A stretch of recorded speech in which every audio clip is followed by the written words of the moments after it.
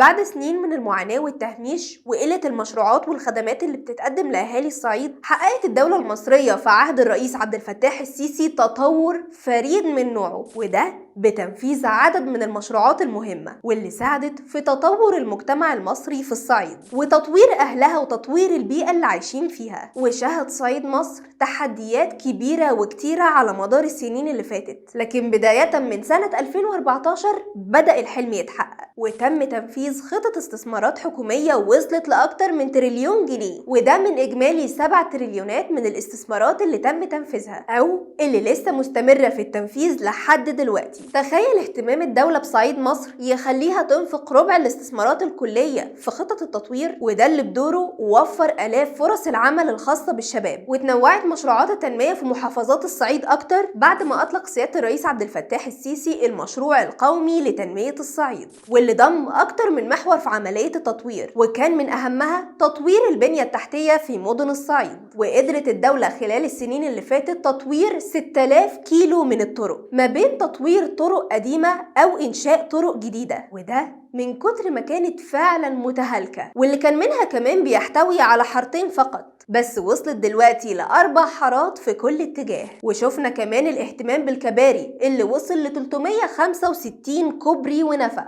بتكلفة 50 مليار جنيه في محافظات الصعيد، ومنها طريق الصعيد الصحراوي الغربي وهضبة أسيوط الغربية، ودي اللي بتعتبر من أهم المحاور التنموية، ودي اللي بتربط ما بين مدينة ناصر غرب أسيوط وما بين أسيوط نفسها، وربطت كمان بين محاور التنمية في النيل ما بين القطاع الغربي والشرقي على نهر النيل، واللي وصلت ل 22 محور. وانتهوا كمان من تطوير 8 محاور، وغير وجود 14 محور في مرحلة التنفيذ، والمفروض ان يتم الانتهاء من عمليات المحاور دي السنة دي أو السنة اللي جاية. ومش هننسى كمان تطوير السكك الحديد، وبلغت الاستثمارات الخاصة بيها 32 مليار جنيه، وتم تطوير 46 محطة في محافظات الصعيد، ده غير تطوير المواني البرية والبحرية. ولسه كمان خطة التطوير مستمرة وفي مرحلة التنفيذ.